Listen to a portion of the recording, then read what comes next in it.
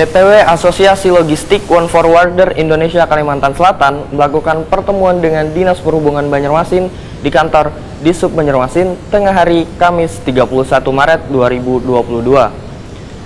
Kedatangan tersebut untuk membahas terkait subsidi solar nang hingga wayah ini masih belum jelas. Wan keinginan bubuhan sopir truk untuk dibentuk jalur khusus di setiap SPBU. DPW Asosiasi Logistik One Forwarder Indonesia Kalimantan Selatan melakukan pertemuan dengan Dinas Perhubungan Banjarmasin membahas terkait subsidi solar yang hingga wah ini masih belum jelas. Di kantor Dinas Perhubungan Banjarmasin tengah hari Kamis 31 Maret 2022. Dikarenakan sebelumnya DPW Asosiasi Logistik One Forwarder Indonesia Kalimantan Selatan sempat mendapat kuota solar bersubsidi dari pemerintah daerah hingga 200 unit truk. Namun jatah tersebut dinilai kada mencukupi untuk mengantar barang keluar kota lantaran distribusi yang diberikan oleh SPBU PT Arta Kencana Raya Tama terbatas hanya 15 liter seharinya. Perhitungan tersebut baru diketahui setelah rapat internal antara pengelola angkutan logistik. Demikian dipedahkan Sekretaris DPW Alpi Ilpa Kalimantan Selatan Tularno Wahitakuni Prima TV. Menurut Tularno, keluhan lainnya adalah terkait panjangnya antrian di setiap SPBU hingga berhari-hari lantaran ketersediaan solar langka, sehingga berdampak pada pengiriman barang ke tempat tujuan lantaran mengalami keterlambatan. Tularno berharap kondisi ini bisa segera ditindaklanjuti sebelum masuk bulan suci Ramadan. Ya, betul. Pertemuan kita pada hari ini adalah menanggapi masalah kelangkaan BBM yang kita hadapi selama ini ya. Bukan berbulan-bulan, bahkan hampir tahunan juga kita nanti masalahnya.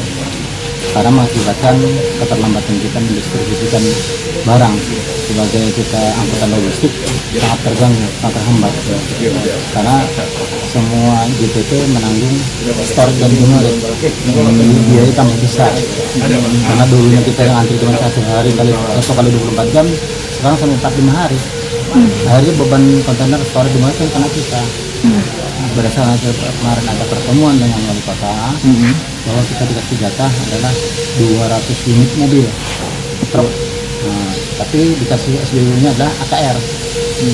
Berdasarkan hitungan kami, berdasarkan hitungan PPBD itu selaku logistik, ternyata dari BBM yang disatukan ada stok di AKR 15.000 dicampur dengan umum, 200 unit kita yang dikasih kesempatan di situ tidak mencukupi.